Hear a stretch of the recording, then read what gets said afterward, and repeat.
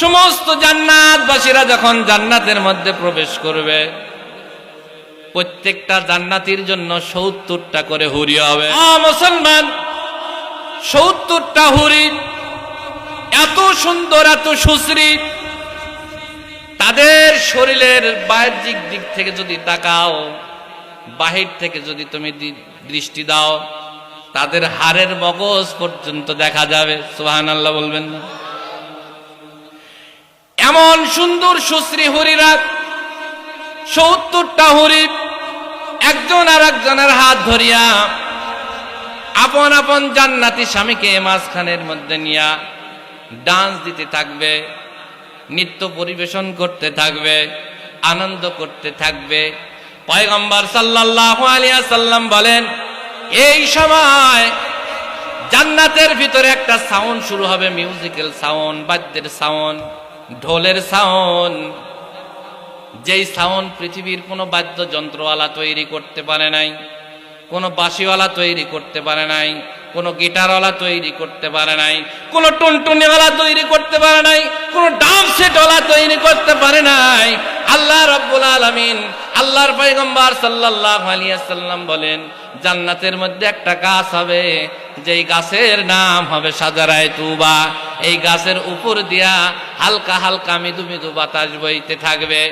এই বাতাসটা যখন ওই গাছের পাতার সাথে লাগবে, একটা পাতা আর একটা পাতার সঙ্গে বাড়ি খাইয়া আল্লাহ পাকের কুদরতি সাউন্ড নির্গত হইতে থাকবে।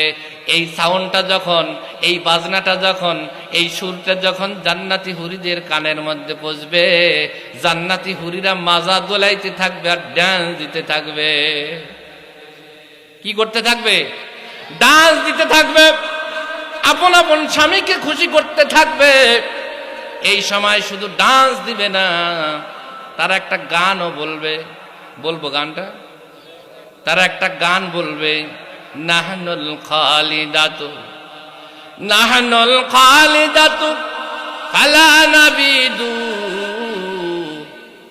ওয়া নাহনুন নাঈমাতু ফালা নাবআসু, আনাহনুর রাজিয়াতু ফালা নাসকাতু, তুবা লিমান কানা লানা ওয়া কুন্না লাহু।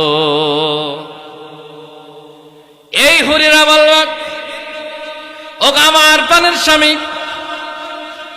আমাদেরকে আল্লাহ পাক তৈরি করেছে, কখনো আপনার কাছ থেকে দূরে সরে যাব না।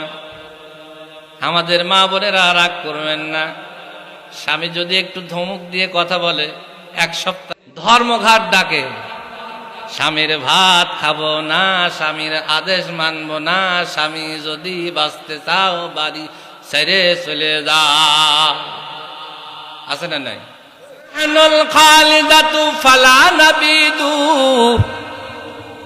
আমরা কোনদিন আপনার কাছ থেকে দূরে চলে যাব না। আপনি কখনো আপনার সেবা যত্ন থেকে আমরা কখনো প্রত্যাবর্তন করব না। অনাহনুন নাঈমাতু ফালা নাবআসু, আমাদেরকে আল্লাহ পাক এমন পদার্থ দিয়ে বানাইছেন, আমাদের শরীরের মধ্যে কোনো বৃদ্ধিও হবে না, আমরা কখনো বুড়া হব না, আমাদের শরীরের মধ্যে কোনো পরিবর্তন আসবে না। অনাহনুর রাজিয়াতু ফালা নাসকাতু, আমরা সর্বদাই আপনার উপর খুশি থাকব, আপনি যা চাইবেন আমরা তাই করব। ব্লুটুথ থাকবে। কি থাকবে? এই ব্লুটুথ বুঝেন? চাচা ব্লুটুথ বুঝেন? চাচা বুঝে না, কিন্তু ইয়াং জেনারেশন যারা আছে এরা ব্লুটুথ বুঝে কি বুঝে না, শেয়ারেট বুঝে কি বুঝে না, মেসেঞ্জার বুঝে কি বুঝে না। ব্লুটুথ থাকবে। কি থাকবে? আল্লাহ পাক জান্নাতি হুরি আর জান্নাতবাসীদের কলবকে এক করে দিবেন। জান্নাতবাসী যা চাবেন সাথে সাথে সেটা ব্লুটুথের মাধ্যমে হুরিদের কলবের মধ্যে পাস হয়ে যাবে, যে আমার স্বামী এইটা চাচ্ছে, আমার স্বামী এখন এটা চাচ্ছে। স্বামীর মন অনুযায়ী চলতে হবে। তবে একটা কথা, আমার যে সমস্ত মা বোনেরা স্বামীর সেবা করে, একসাথে জান্নাতে যাবে, সেই স্ত্রী, সেই মা জান্নাতি হুরিদের সর্দার হবে। সুবহানাল্লাহ বলেন। এইরকম মা আমাদের সমাজে আছে না নাই? সবাই কি স্টার জালসা মার্কা? সবাই কি জি টিভি মার্কা? কিছু মা আছে হযরত খাদিজার অনুসারী আছে না নাই? হযরত ফাতেমার অনুসারী আছে না নাই?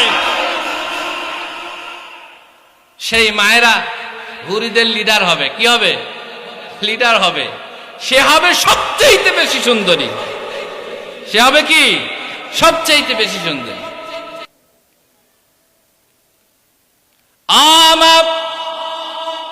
তুমি তো জান্নাতি হুরিদের লিডার হবা। এখন থেকেই তুমি প্রশিক্ষণ গ্রহণ করো, স্বামীর সেবা করো, আইনত যেটা প্রয়োজন সেটা স্বামীর প্রয়োজন মিটাও। অযথা অন্যায় ভাবে স্বামীর সাথে ঝগড়া করবা না, অশ্লীল ভাষায় গালিগালাজ করবা না, মোবাইল কিনে না দিলে তোমার সংসার করব না, 42 ইঞ্চি টিভি না কিনে দিলে তোমার সংসার করব না, ওয়াইফাই লাইন না দিলে তোমার সাথে সংসার করব না। এরকম আছে না নাই? এরকম আন্দোলন বাদ দিয়া কোরআন এবং হাদিস মোতাবেক জীবন গড়েন, জান্নাতের হুরিদের সর্দার বানায় দিবে আল্লাহ রাব্বুল আলামিন। হুরিদের গান, নাহনুর রাজিয়াতু ফালা নাসকাতু, আমরা সদা সর্বদাই খুশি থাকবো, কখনো আপনার উপর বেজার হব না। অনাহনুন নাইমাতু ফালা নাবাসু তুবা লিমান কানা লানা ওয়া কুন্না লাহু। আমাদের মতো স্ত্রী পায়া আপনি যেমন খুশি হয়েছেন, আনন্দিত হয়েছেন, তেমনি আপনার মতো স্বামী পায়া আমরাও আনন্দিত হয়েছি, খুশি হয়েছি। এই নাচের তালে তালে, গানের তালে তালে যখন সমস্ত জান্নাতবাসীরা আনন্দে বিভোর হয়ে থাকবে, এই সময় আল্লাহ রাব্বুল আলামিন আরশ মহল্লা থেকে একটি ডাক দিবেন, বলবেন, হাল ওয়াজাদতুম মা ওয়া'আদাকুম রাব্বুকুম ইয়া ইবাদি। ও আমার গোলামেরা, ও আমার বান্দারা, যারা কঠিন কনকনে শীতের রাত্রিতে আরামের বিছানা ত্যাগ করে মসজিদ মুখী হয়েছো, কোরআন তেলাওয়াত করেছো, তাহাজ্জুদ করেছো, জিকির আজকার করেছো, উলামায়ে কিরামের কথা অনুযায়ী চলেছো, আমার বান্দারা, হাল ওয়াজাদতুম মা ওয়া'আদাকুম রাব্বুকুম, তোমরা কি পুঙ্খানুপুঙ্খানু ভাবে পাইলা কিনা যেই প্রতিশ্রুতি আমি তোমাদেরকে কোরআনের মাধ্যমে দিয়েছিলাম, হাদিসের মাধ্যমে দিয়েছিলাম, নবী রাসূলরা পর্যায়ক্রমে পৌঁছায় দিয়েছে, এই জান্নাতের নাজ নিয়ামত তোমরা পুঙ্খানুপুঙ্খানু ভাবে পাইলা কিনা? একদল সাধারণ মানুষ, যে কিনা আলেম না, কোন বুজুর্গ না, কিন্তু 5 ওয়াক্ত নামাজ জামাতের সাথে পড়েছে, উলামায়ে কিরামের সাথে ভালো সম্পর্ক রেখেছে, এই সমস্ত ব্যক্তিরা বলবে, ওয়াজাদনা ইয়া রাব্বানা মা ওয়া'আদতানা, আয় আল্লাহ, তুমি যেই প্রতিশ্রুতি দিয়েছিলেন কোরআন হাদিসের মাধ্যমে, আমরা তা পুঙ্খানুপুঙ্খানু পেয়েছি, আমাদের আর কোনো কিছুর প্রয়োজন নাই। ঢাকা শহরে সাভার এরিয়ার ভিতরে একজন বেচারা ফকির সারাদিন ভিক্ষা করে 500 টাকা পায়। কয় টাকা? 500 টাকা। হঠাৎ যদি কেউ তাকে 10,000 টাকা দেয়, সে কেমন খুশি হবে? কথা বলে না, কেমন খুশি হবে? সর্বোচ্চ খুশি হবে, আজকে সর্বোচ্চ কামাই হয়েছে।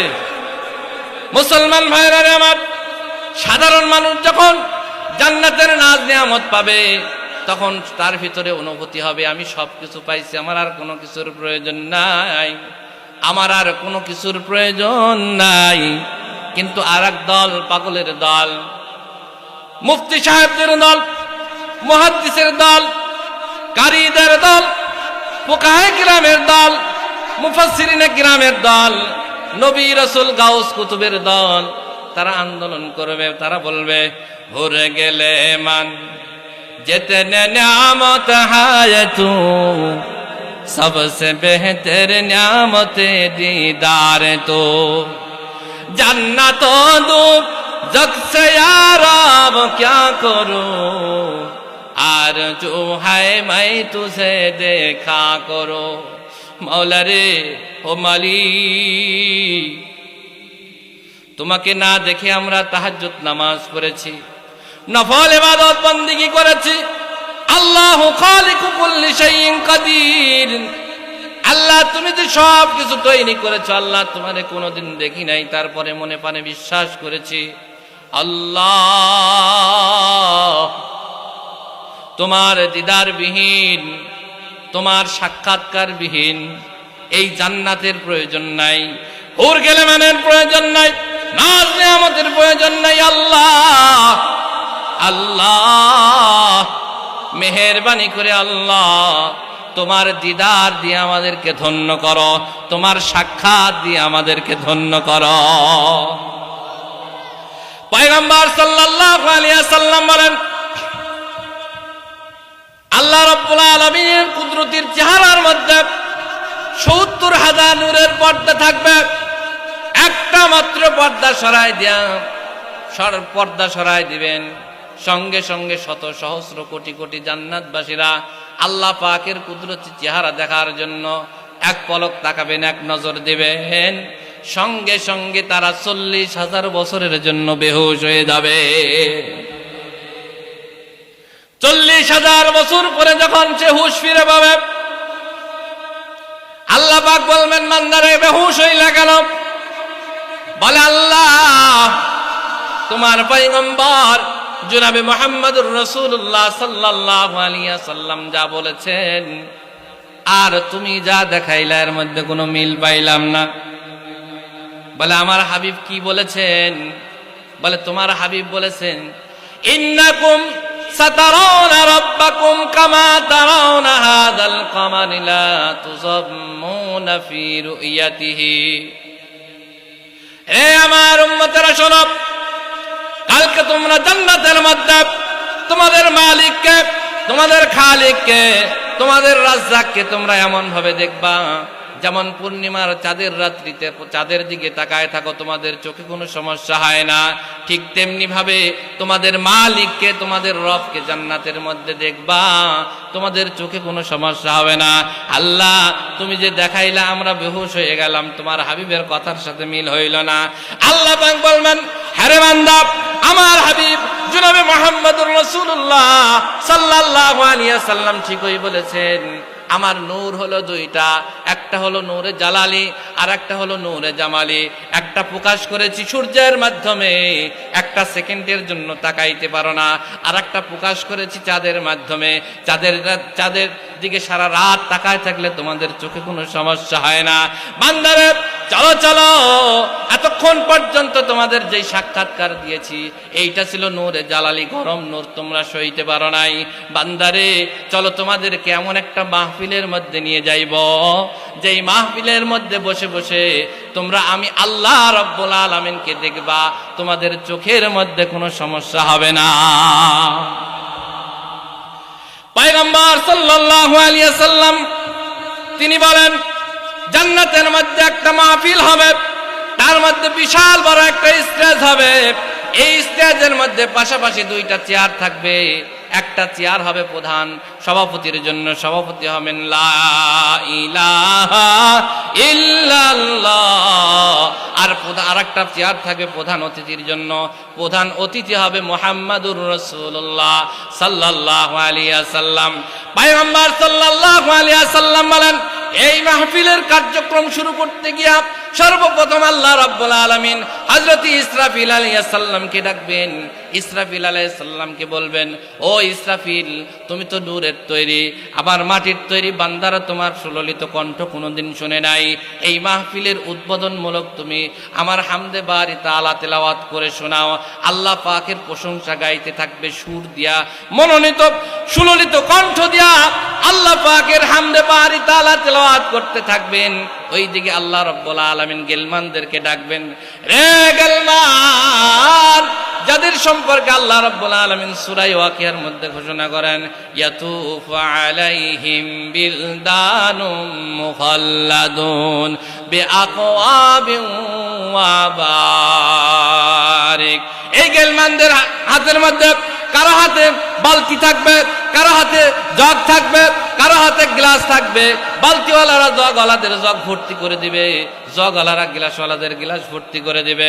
গ্লাসওয়ালারা যখন জান্নাতবাসীদের হাতের মধ্যে এই পেয়ালাটা পৌঁছায় দিবেন, শরাবে তহুরের পেয়ালা, এক ফোঁটা যখন জিহ্বার মধ্যে পড়বে আর উপর দিক থেকে হযরত ইসরাফিল আলাইহিস সালামের সুললিত কণ্ঠে আল্লাহ পাকের হামদে বারি তাআলা সমস্ত জান্নাতবাসীরা আল্লাহ পাকের প্রেমে টালমাটাল হয়ে যাবে।